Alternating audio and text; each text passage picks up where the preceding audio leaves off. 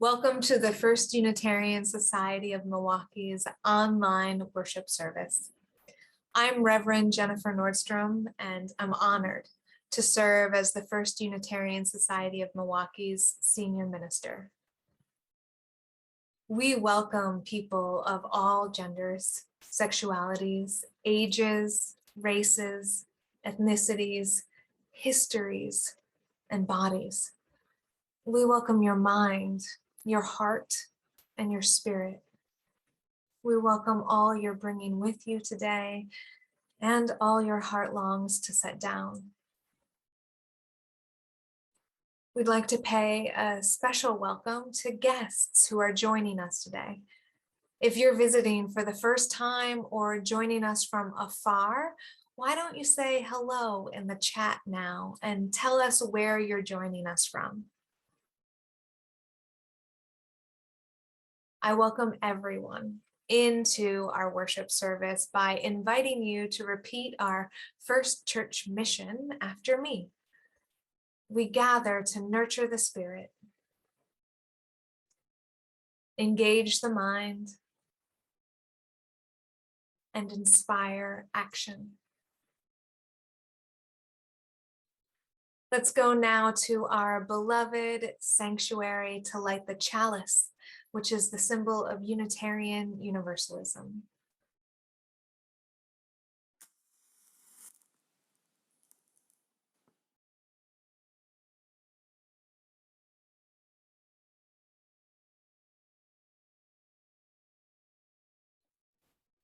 Good morning. My name is Paul Kozadowski, and I'm happy to be your worship associate today.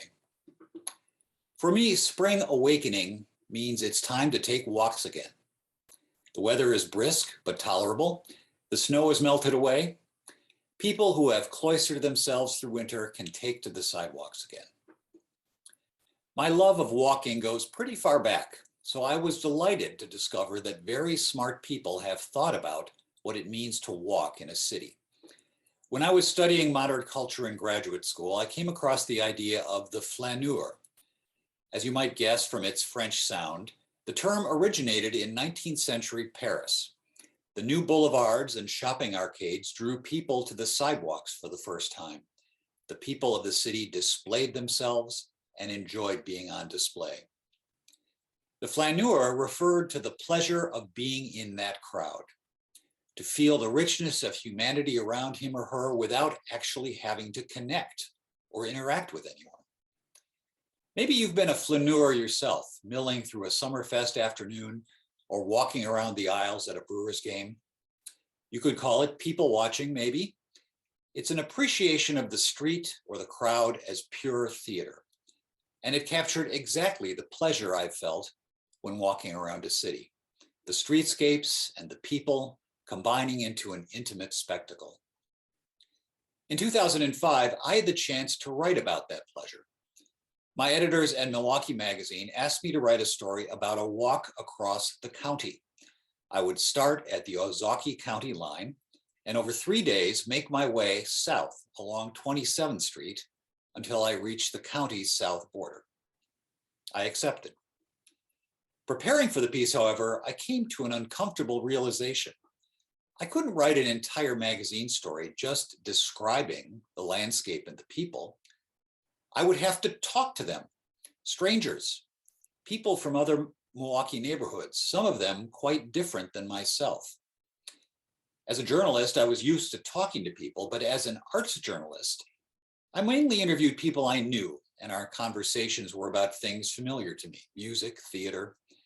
The idea of initiating conversations with strangers was frankly terrifying. But I had committed to the story, so I steeled myself on a steady diet of powder milk biscuits, the one that gives shy people the strength to get up and do what needs to be done. And I did. I talked to spandex-clad power walkers in River Hills. I hung out at a black barbershop, greeted steelworkers as they finished their shift. I talked to donut shop regulars and librarians. I heard about the challenge of being a pastor in a multi-ethnic urban church and talked to homeowners dealing with neighborhood struggles against crime and drugs. And at times I was shooed away by people on hard times, living in their cars or making do in seedy motels. My Milwaukee walk forced me to abandon the detachment of the flaneur. I engaged with people, with strangers, with fellow citizens. In the conversations along the way, Milwaukee came alive to me, not as a collection of interesting scenes or characters, but as human beings living their lives with an assortment of triumphs and struggles and tragedies. In the years since my stroll across the county, my walks have changed. I still love the balm of seeing the natural world up close on park trails or scanning the expanse of a horizon from an isolated spot on the shore of Lake Michigan. But now I also seek out neighborhoods, familiar or unfamiliar. I seek the chance encounter and its requisite small talk. I love your daffodils. Think it's going to rain later? You look like a Brewers fan. How are they going to do this year? I walked to connect with the warmth of the sun, the songs of birds, and the greening of spring. But I also walked to talk with my neighbors, near and far, known and new, to strengthen and renew my connection to the community.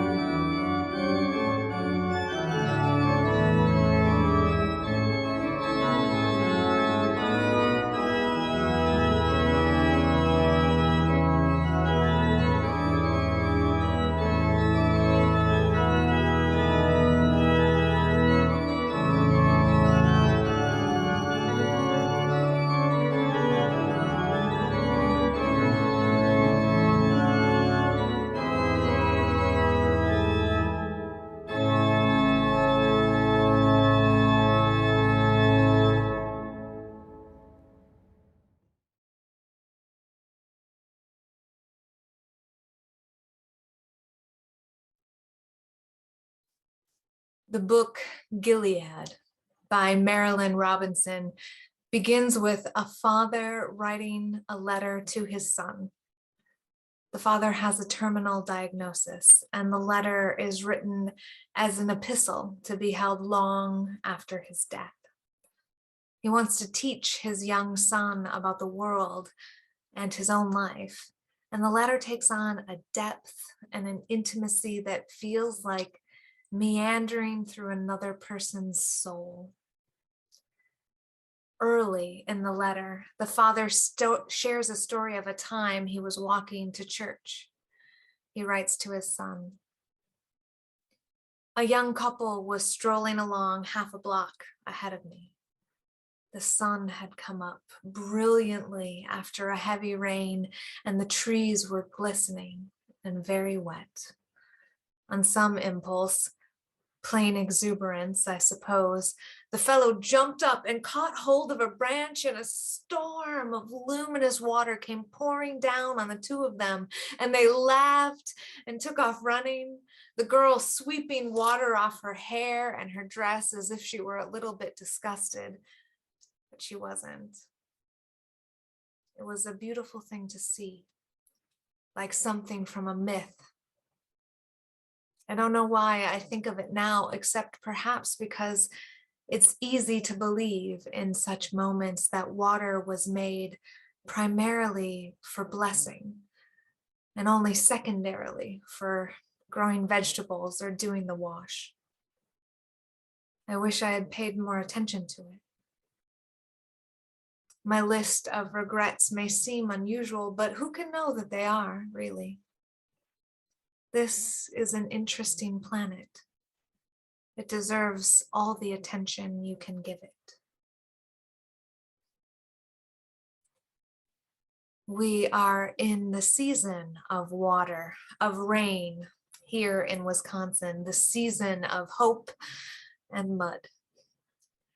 It's a mess, really, but we remember it's a blessing at least 50% of the time, at least 30% of the time. The rain means there's hope. Even if the experience of the rain dashes that hope, there is hope. The rain is watering the plants.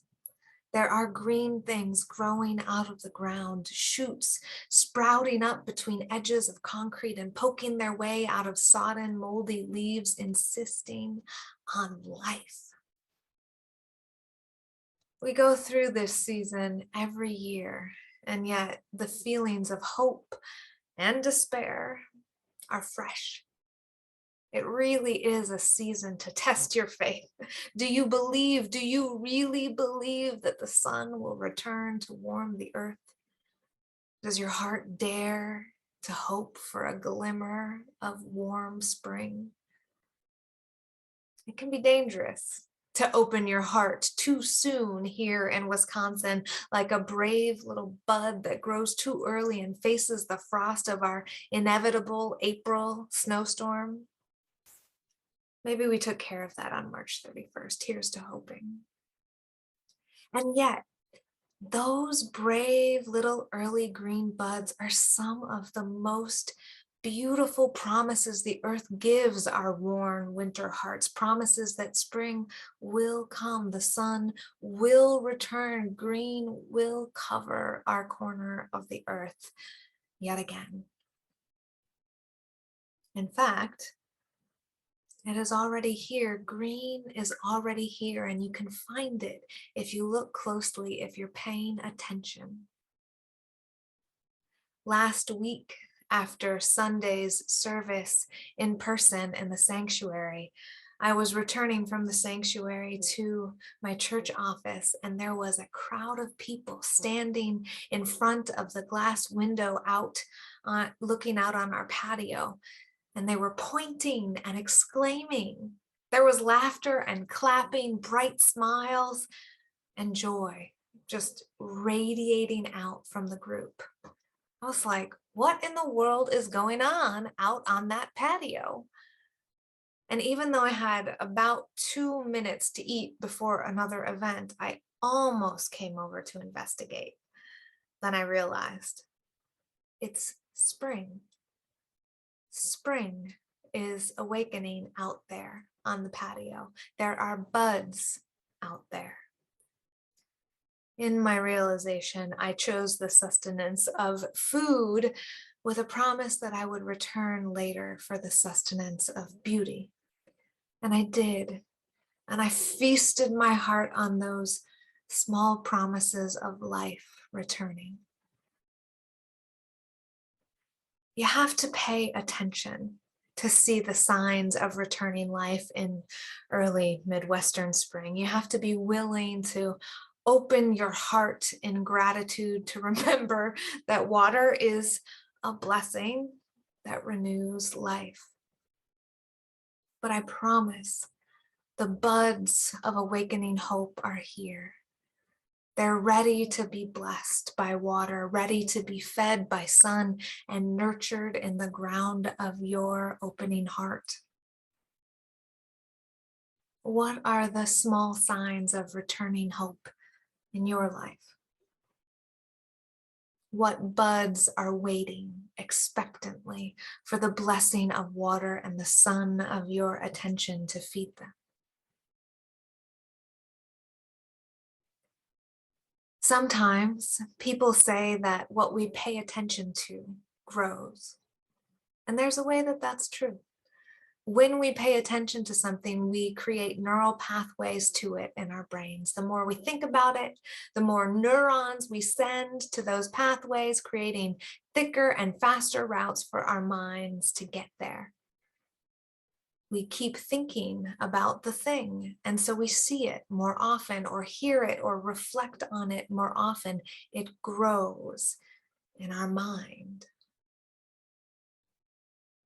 It is also true that things out there in the world will grow whether or not we pay attention to them. The new buds of spring don't need our awareness to keep growing. The basketball games will happen whether or not we watch them. The babies will be born whether or not we put their due dates on our calendars.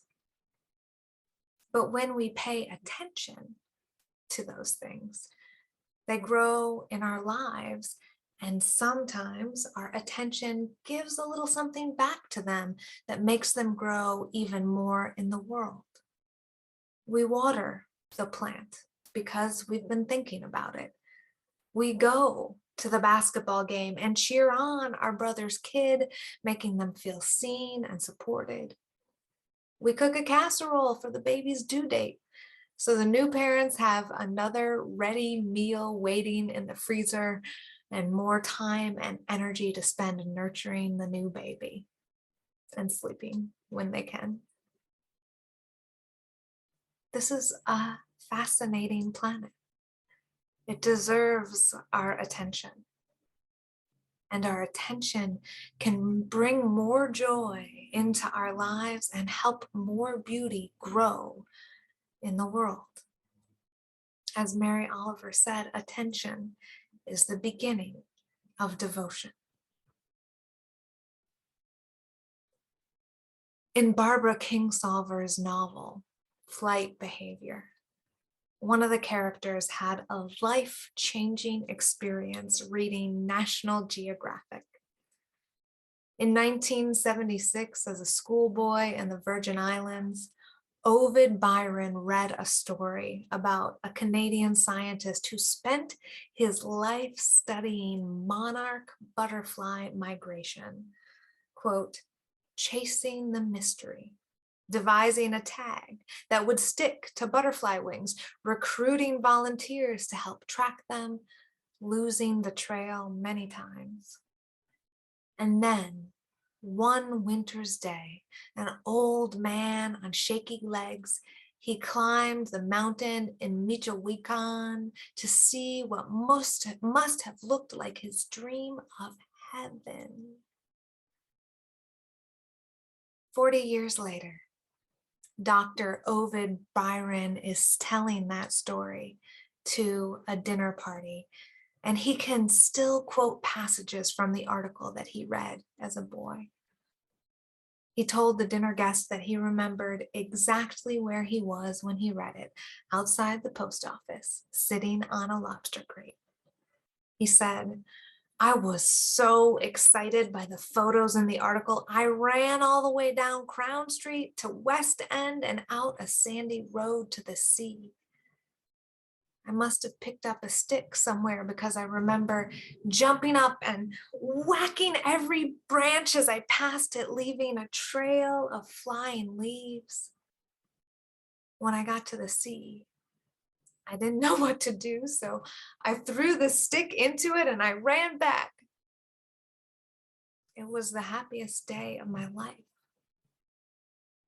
Before reading that article, I thought Everything in the world was already discovered, already in my books. A lot of dead stuff that put me to sleep.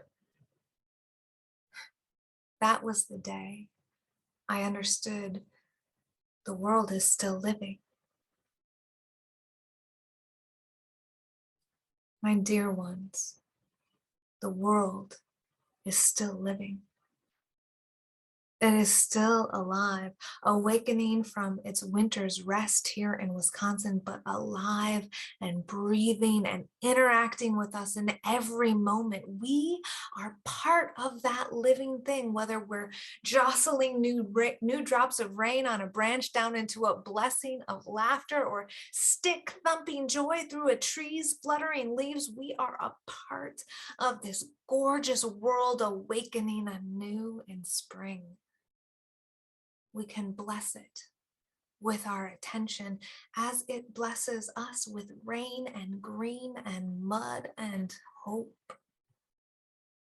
We can practice gratitude for these blessings and thereby grow joy in our own lives. Psychologists who have studied astronauts' well-being have found that growing something green while they're in space helps them survive that small, harsh climate of a tin can spaceship. Plants help them feel connected to Earth, to home, to life. NASA astronaut Michael Foale tended to the Russian-American joint Mir space station's greenhouse in 1997. He said that while he was in space, tending to the plants was essential for his well-being. It soothed his soul. But it was not just caring for them that helped him survive.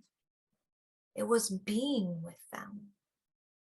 Every morning when he woke up, he would take 10 or 15 minutes to just sit quietly and look at those plants, letting their beauty and their presence nurture his spirit. Nature blesses us. Experiencing its spiritual nourishment is good for us. We can take our appreciation for that goodness and use it to return the blessing to the earth. The more contact we have with nature, the more likely we are to honor it and therefore take action to protect it.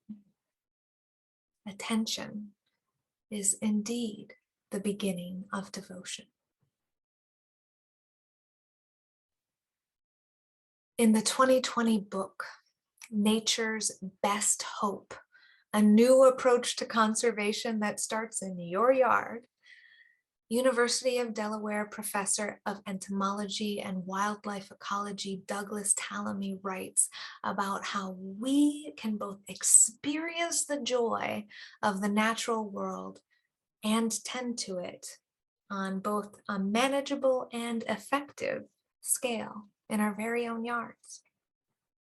Tallamy calls on each of us to return our yards to being natural spaces that are connected with each other in what he calls homegrown national parks.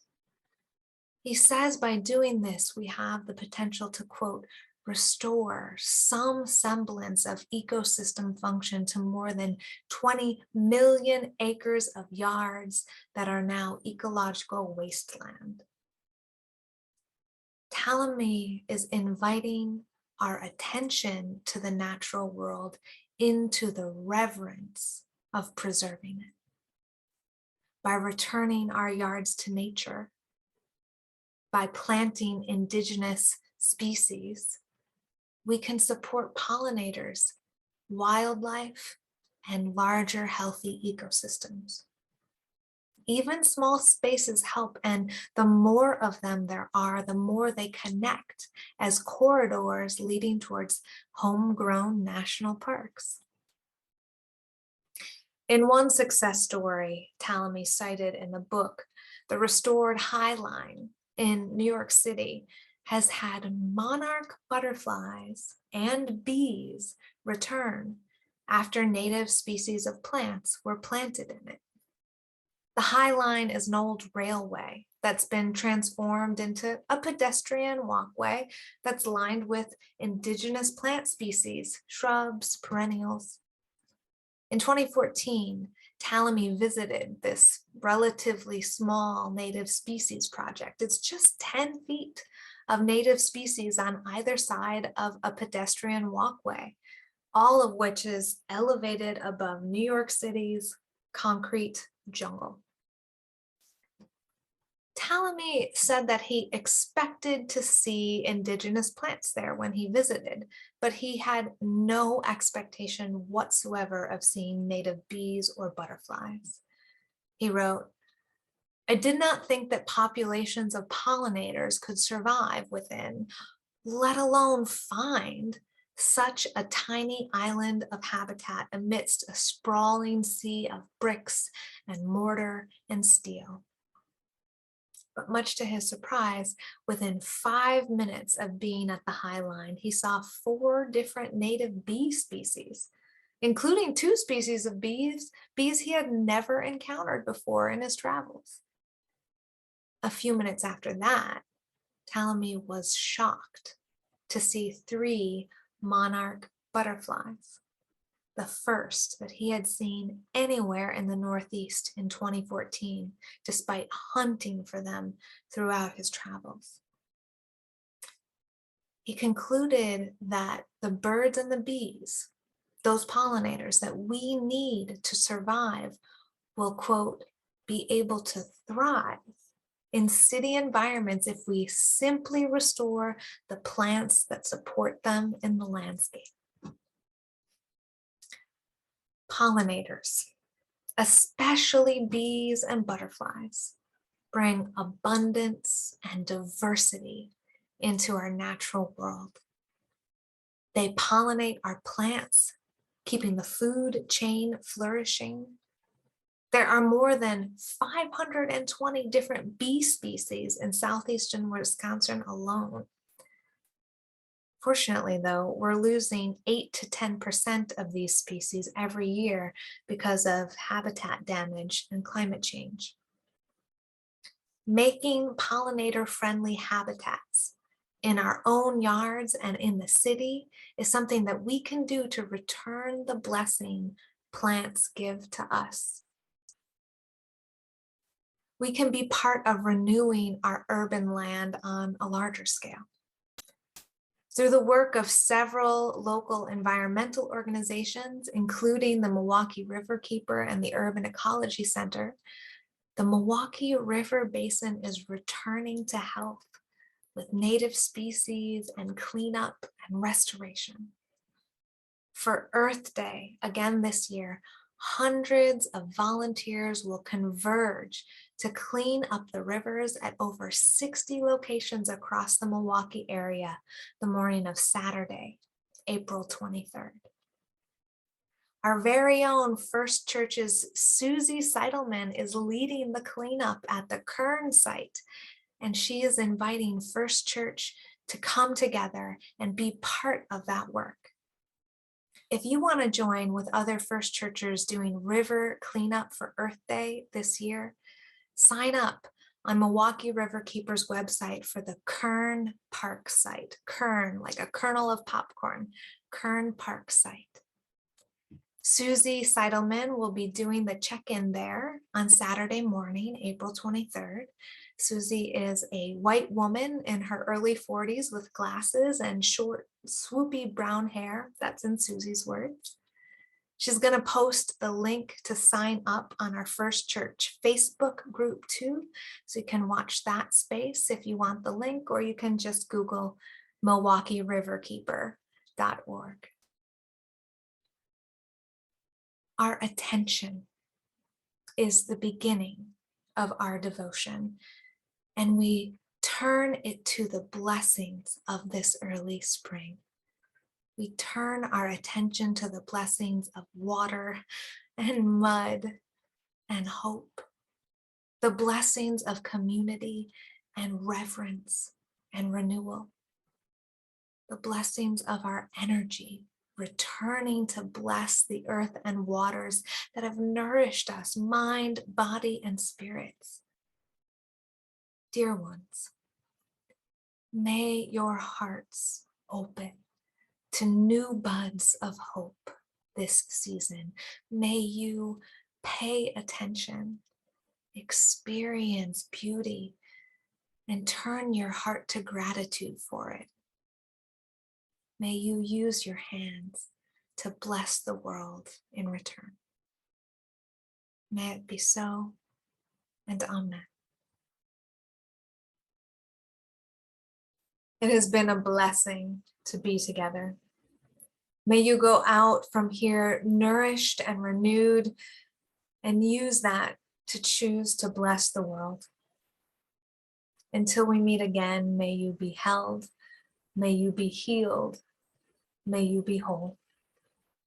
Blessed be, and amen.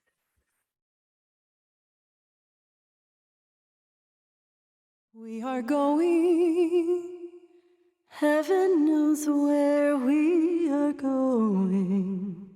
We know within, and we will get there. Heaven knows how we will get there.